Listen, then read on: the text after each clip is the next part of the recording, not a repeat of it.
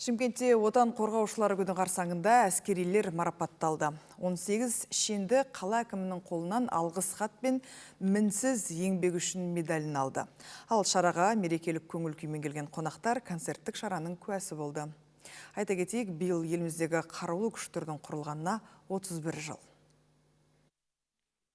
Шымкентте әскерилер қатарына енді қосылып жатқан курсанттар мен отан қорғап жүрген қызметкерлер салтанатты шарада бас қосты.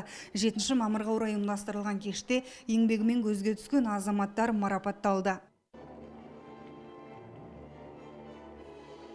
Жиналған отан қорғаушылар алдында сөз алған Мұрат Әйтенов еліміздегі қарулы күштердің жылдан жылға дамып келе жатқанын айтып, сала иелерін мерекемен құттықтады. Биыл Қазақстан қарулы күштерінің құрылғанына 31 жыл толып отыр. Осы жылдар ішінде ұлттық армиямыз түрлі даму сатыларынан өтіп, жылдан жылға қуат артып келеді.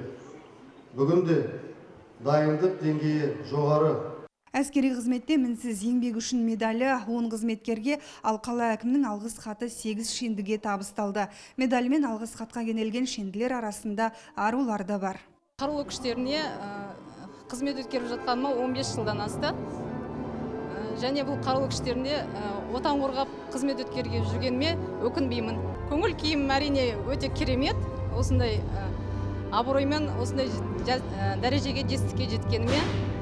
Отан қорғаушылар күні бұл тек қана ер азаматтардың күні емес, және де нәзік жанды әйелдер де отан қорғауға, жан тиюға әрдайым дайын.